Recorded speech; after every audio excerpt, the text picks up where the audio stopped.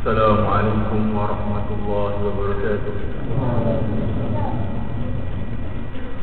Alhamdulillahirabbil alamin. Wassalatu wassalamu ala sayyidina wa maulana wa habibina Muhammadin wa ala alihi wa ashabihi ajma'in. Asyhadu an la ilaha illallah al-malikul haqqul mubin.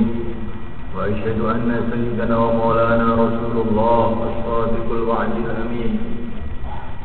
أما بعد فيا عباد الله اتقوا الله رب العالمين واعبدوه مخلصين له الدين حتى يأتيكم اليقين يوم لا ينفع مال ولا بنون إلا من أتى الله بقلب سليم. Hadirin kaum muslimin yang dimuliakan Allah SWT, masih dalam suasana Idul Fitri, hendaklah kita mengambil pelajaran yang terpenting di dalam hari raya yang mulia ini. Hari ini ada dua hari raya, Idul Fitri dan juga Jumatan. Ini merupakan hari raya juga. Hari raya dan hari raya telah dikumpulkan oleh Allah Subhanahu wa Ta'ala kepada kita. Kegembiraan telah diberikan oleh Allah Subhanahu wa Ta'ala.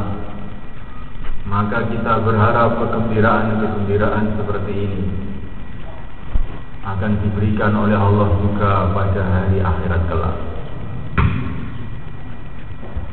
Hadirin dimuliakan Allah Subhanahu wa Ta'ala, di dalam Islam ini hanya ada hari raya dua saja, yaitu Idul Fitri dan Idul Adha.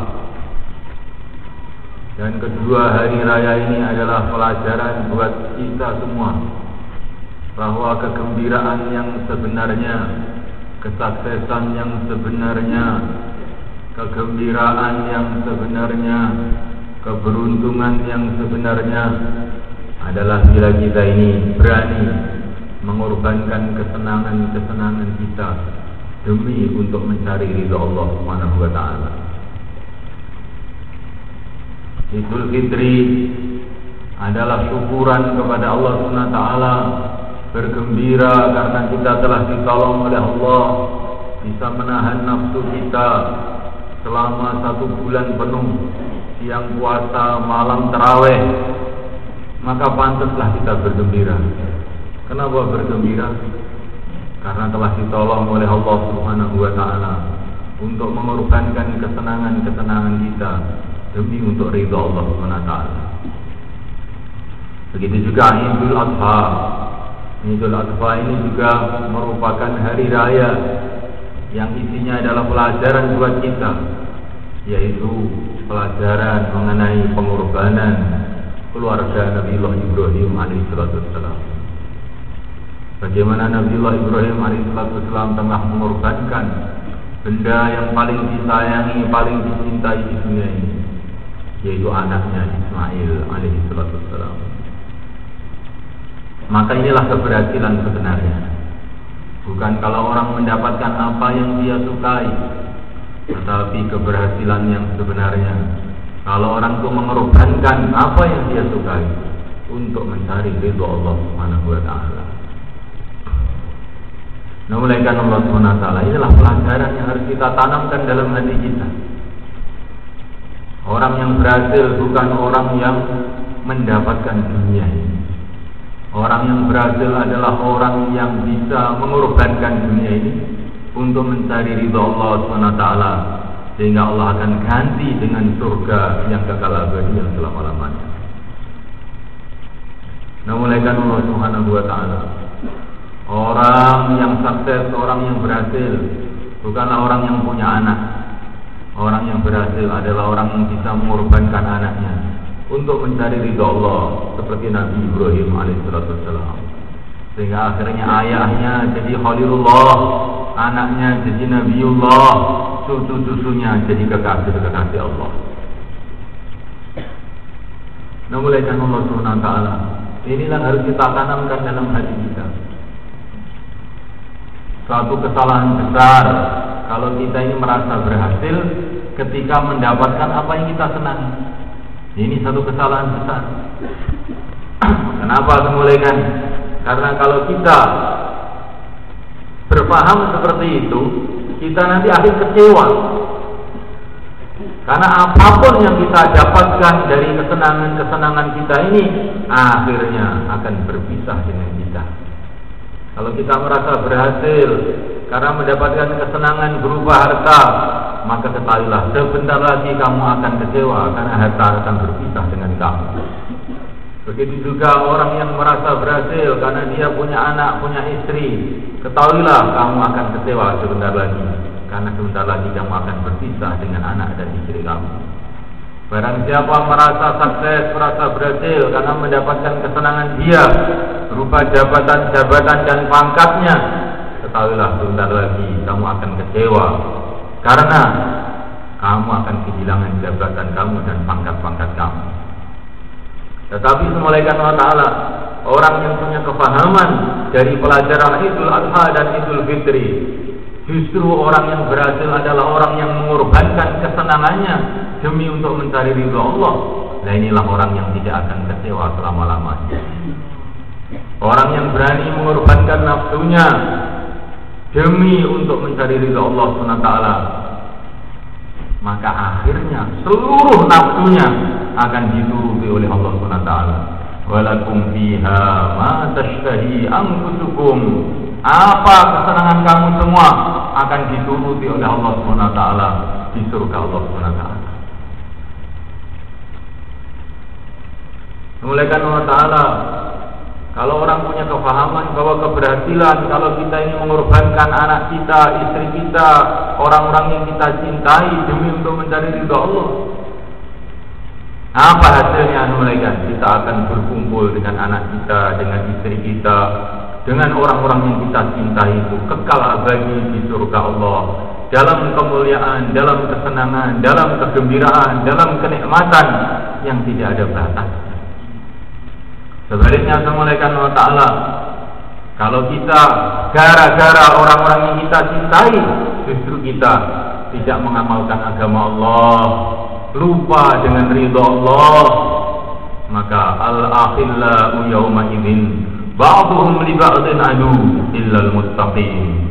Justru istri kita akan jadi musuh kita selama-lamanya di akhirat. Anak kita akan jadi musuh kita selama-lamanya di akhirat. Kekasih-kekasih kita akan jadi musuh-musuh kita selama-lamanya di akhirat. Tetapi semulaikan Allah Ta'ala, kalau di dunia keluarga kita, orang-orang yang kita cintai, kita gunakan untuk mencari ridha Allah, justru mereka akan jadi kekasih yang kekal abadi selama-lamanya. Wa man yuti'illaha war rasul fa ulaika ma'al ladzina an'ama Allahu 'alaihim minan nabiyyin was-siddiqin wasyuhada'i was-shalihin. Inilah pelajaran yang penting, yang asas sekali semulaikan dalam kehidupan kita ini. Berapa banyak orang telah keliru paham mengenai perkara ini, sehingga dia merasa bahwa kesuksesannya dalam mendapatkan kesenangan-kesenangannya, sehingga akhirnya karena kesenangan-kesenangan dia itulah dia lupa kepada Allah, lupa kepada agama Allah. Maka di tengah-tengah dia merasa sukses dengan kesenangan-kesenangannya, tiba-tiba kesenangan-kesenangan dicabut semua oleh Allah SWT, sehingga tidak punya apa-apa lagi, yaitu di saat kematian dia. Maka saat itulah dia baru paham, oh ternyata keliru saya. Bukan orang yang mendapatkan kesenangannya orang yang sukses. Orang yang mengorbankan kesenangannya untuk mencari ridha Allah adalah yang sukses. Maka dalam satu hadis dikatakan nanti pada yaumul mahsyar, pada hari kiamat, ketika manusia dikumpulkan di padang mahsyar yang terik kering, matahari didekatkan di atas kepala, maka di bawah arsy Allah SWT digelar satu sufrah besar, dengan segala makanan, segala minuman, segala kenikmatan. Maka diiklankanlah di situ, diumumkan, hai orang-orang yang sudah banyak lapar karena Allah, hari ini silakanlah makan. Hai orang-orang yang sudah banyak haus karena Allah, silahkan pada minum. Hai orang-orang yang sudah banyak capek karena Allah, silahkan sekarang istirahat.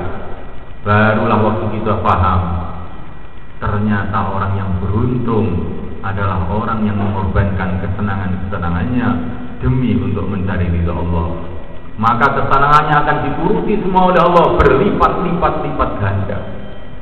Maka Allah gambarkan dalam Al-Quran, orang yang berkorban untuk agama Allah adalah seperti orang yang menanam padi. Orang punya benih 1 kilo, cuma 1 kilo saja. Bukan terus dimakan, tapi malah disebar di sawah. Jadinya bagaimana? 1 kilo jadi berton-ton. Begitu juga orang yang beriman berpikir seperti itu. Kesenangan yang sedikit dikorbankan lagi untuk Allah SWT. Akhirnya dapat kesenangan yang berlipat-lipat ganda. Kesenangan 1 bulan dikorbankan untuk Allah, akhirnya dapat kesenangan selama-lamanya. Kesenangan beberapa hari di dunia ini digunakan untuk mencari ridha Allah, akhirnya mendapatkan kesenangan yang berlipat-lipat ganda. Allahu Akbar, Allah Maha Agung. Kalau memberi pahala juga Maha Agung pahalanya. Tapi juga harus kita ingat, kalau Allah menyiksa juga siksanya Maha Agung juga. Semoga Allah menyelamatkan kita semua. Ja'alana Allah wa iyyakum minal faizin al-aminin wa adkhalana wa iyyakum fi zumratil muttaqin al-mu'minin al-mukhlisin al-muqinin. A'udzu billahi minasy syaithanir rajim. Bismillahirrahmanirrahim. Wal 'asr innal insana lafi khusr illa alladhina amanu wa 'amilus shalihat wa tawassaw bil haqqi wa tawassaw bis sabr.